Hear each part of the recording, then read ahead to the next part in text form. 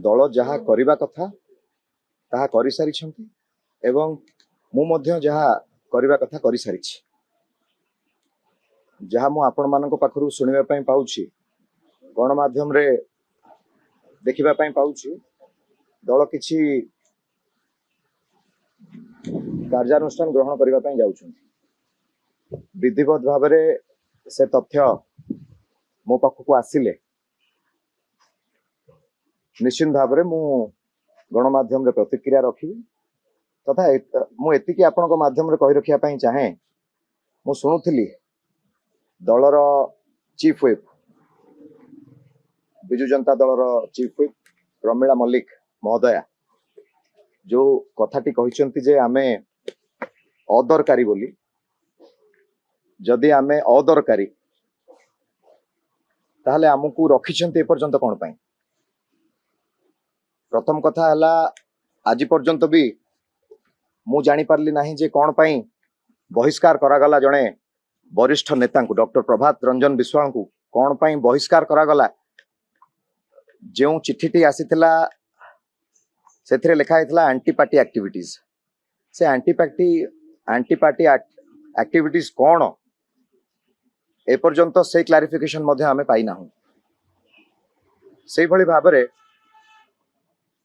प्रमिला मल्लिक महोदया कहले जे बिजू नवीन inspirational foundation सेमिति किछि गठन करा जाई नाही बोली। मु भाबुची आपण माने गणमाध्यम रे अछंती, ए विषय रे भलो भाबरे अवगत अछंती बोली मोर विश्वास। एवं आम राज्यर जनसाधारण माने मध्य भलो भाबरे जानिछंती। प्रथमे चीफ व्हिप प्रमिला मल्लिक कहिथिले कि बिजू नवीन इंस्पिरेशनल फाउंडेशन बोली किछि गठन करा जाई नाही। ता परवर्ती पर्याय रे बिजू जनता दलर सभापति नवीन पट्टनायक महोदय निजे आसिकी गणमाध्यम रे कहिथिले कि सी बिजू नवीन इंस्पिरेशनल फाउंडेशन टी को गठन करिसंती बोली। सेही कथाटी पाई तो जेतबेले डॉक्टर प्रभात विश्वाल ए कथा को नवीन निवास रे नवीन पट्टनायक सम्मुख रे कथाटी को उपस्थापन करथिले, बिना कारण रे तांको बहिष्कार करा गला एवं बहिष्कार पत्र रे लिखा गला जो चिठीटी आसिला ताधरे लिखा गला कि एंटी पार्टी एक्टिविटी। ए प्रश्न मु आपनको माध्यम रे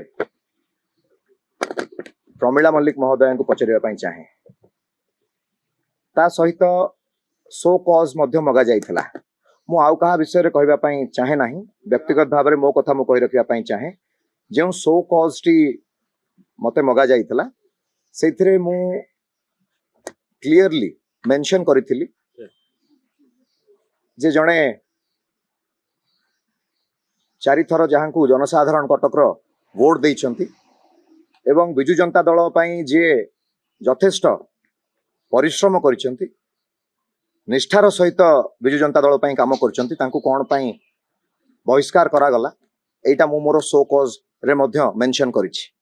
से कथा को मध्य चीफ व्हिप महोदया खंडन करथिले, कहले कि गोटे छापी की समस्ते सो कॉज टी को देइछंती बोली। तो मु भाबुची ठीक से जानिबा दरकार, ठीक भाव रे पढ़िबा दरकार, तापरे गणमाध्यम रे कहबा आवश्यक। एवं व्हिप देखंतु मु जेतबेले राज्यसभा निर्वाचन हेइतिला सेतबेले मु दिलीप राय महोदय को वोट देइथिली एवं स्पष्ट भाव रे कहिथिली मध्य मु कोन पई दिलीप राय को वोट देइछि बोली। से विषय रे मु आउथरे कहबा पई चाहू नाही, किंतु व्हिप लागू हुए नाही। राज्यसभा वोटिंग रे जदि भी व्हिप जारी होउछि देन दिस इज इलीगल। तो जे कहउचंती कि दलर व्हिप को मानि नथिले से माने भूल कहउचंती। अनेक कथा अछि, एबे मु से कथा गुडी को कहबा पई चाहू नाही। निश्चित भाव रे समय आसिले से कथा को आपण माने निश्चिंत जानि परिबे।